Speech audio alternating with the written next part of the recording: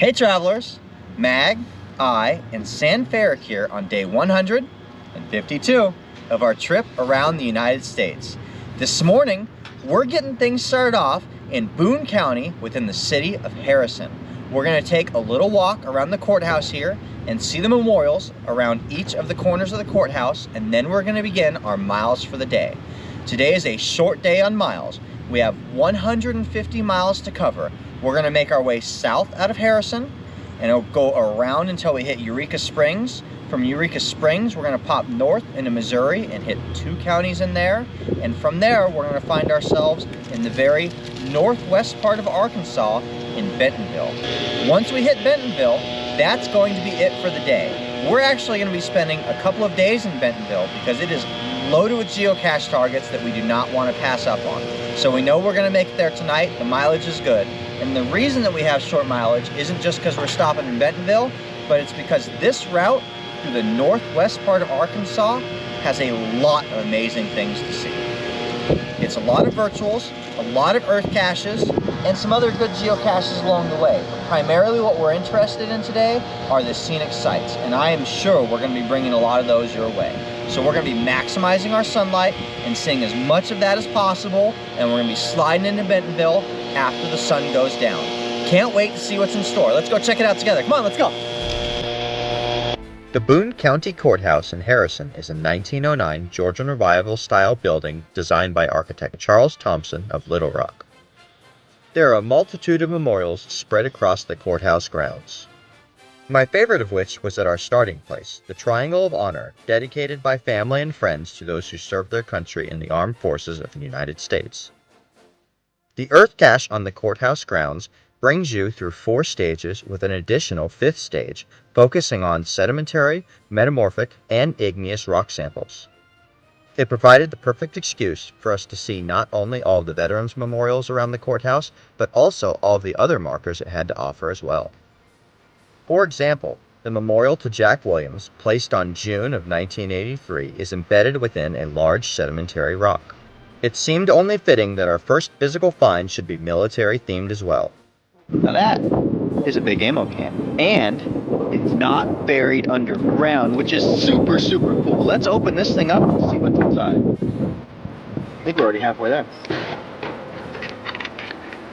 Fire in the hole! Right, oh, we got a very patriotically themed logbook. I'm digging that, yeah. Have travel bug box. Clearly not a whole bunch of travel bugs happening right now.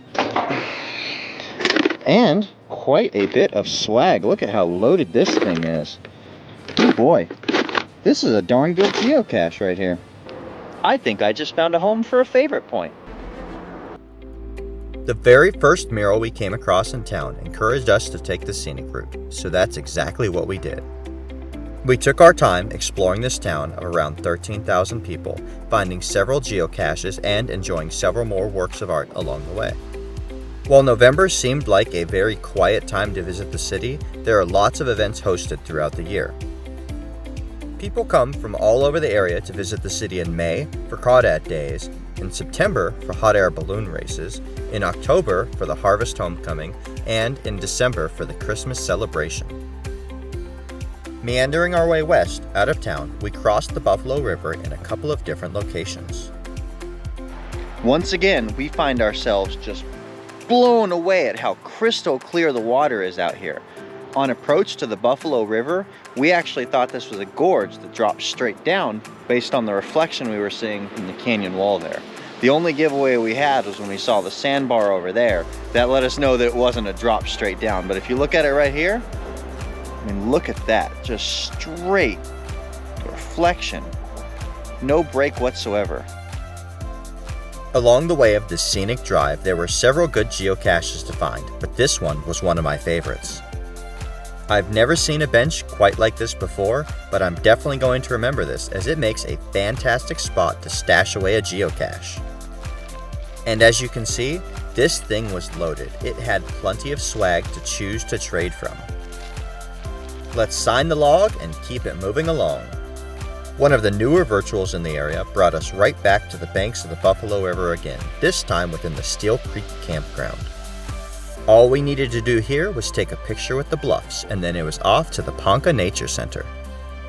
This nature center, run by the Arkansas Game and Fish Commission, is free to the public and currently open Tuesday through Saturday.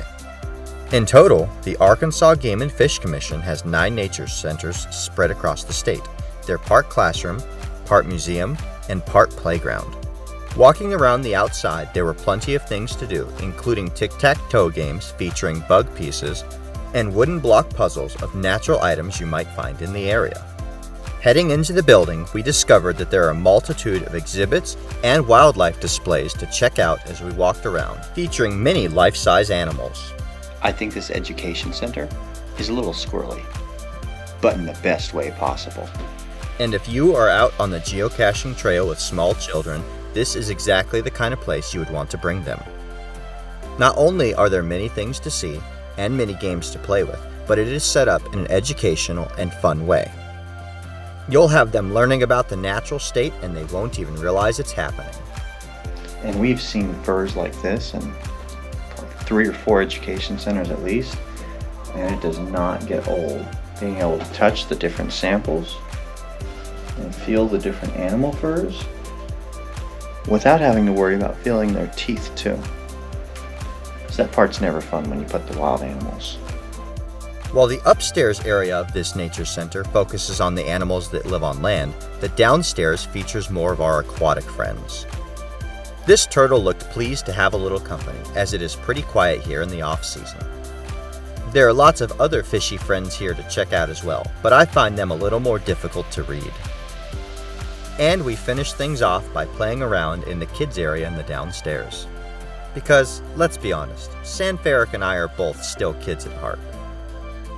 He looked as surprised to see us as we did him. It was a beautiful drive following Highway 74 out of Ponca, through Kingston and Wharton, and up to Huntsville. While not one of our targets, we could not help ourselves but to stop when we saw this rock overhang. Coming around the far side, we ascended the stairs and followed the trail that parallels the edge of the rock. It was a fairly short hike, providing the perfect opportunity for Aichan to stretch her legs a bit. She even helped us out a bit, putting her nose to the ground and sniffing her way to this log, helping us to make the find. Oh boy, I can't wait to discover what kind of swag might be waiting for us in this one. Somehow, I was able to resist the urge to chow down on the red-flavored snack inside. Okay, maybe just one more physical geocache find before we get back to the earth caches. And then we were off to Withrow Springs State Park. The spring found here, the namesake of the park, is unique compared to many other springs in the area because it is formed at the edge of a fault, and it features a pretty consistent flow. Sometimes when you follow your geosenses, you don't even need to look for the geocache. It's the very first place I checked. Just like that. Our last major stop in Arkansas for the day before crossing into Missouri was Eureka Springs with a population of around 2,000. While currently a cozy mountain town catering to the summer tourist crowd, it was once the second largest city in the state behind Little Rock. It is one of 2 county seats found within Carroll County and home to the legendary Healing Springs, which draws a diverse tourist crowd every year. We of course made it a point to visit both of the famous springs found within the city. And while neither one was flowing particularly heavily during our visit, that came as little surprise given how dry this area has been recently.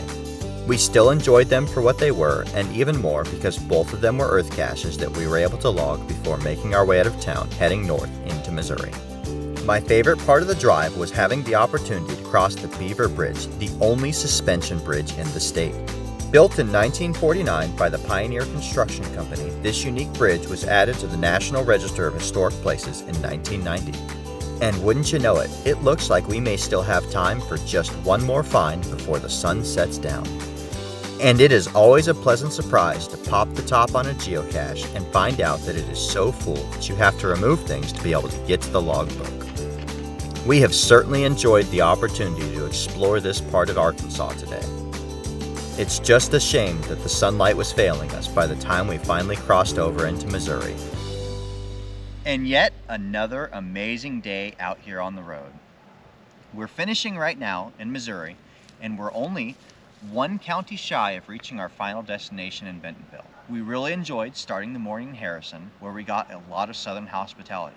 We actually met quite a few of the locals, and all of them had a lot of interesting locations for us to visit and put on our list, and a lot of great advice about the area to share.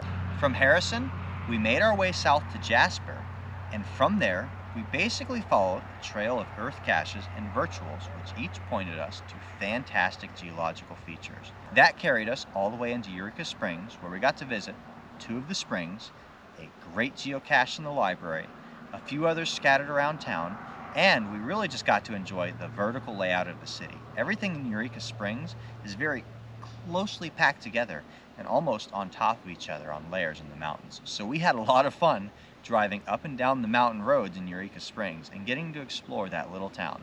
This ends our road march for this portion of the trip. Once we get into Bentonville, that is it. For the next 2 days, Sanferic and I are going to be between Bentonville and Fayetteville, going after all of the great geocaches in that area, and there are a lot. We hope that you guys got to enjoy all of the natural wonders we saw in the northwest part of Arkansas today, and I can't wait to see all of the great geocaches we're going to have in store for us over the next couple of days. Like this video, subscribe to stay tuned for daily updates, and we'll see you out on the trails.